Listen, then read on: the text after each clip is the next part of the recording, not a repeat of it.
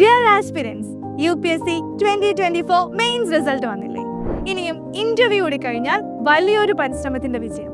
2026 interview clear ചെയ്ത് നിങ്ങൾക്കും ഇഷ്ട സർവീസ് നേടണ്ടേ?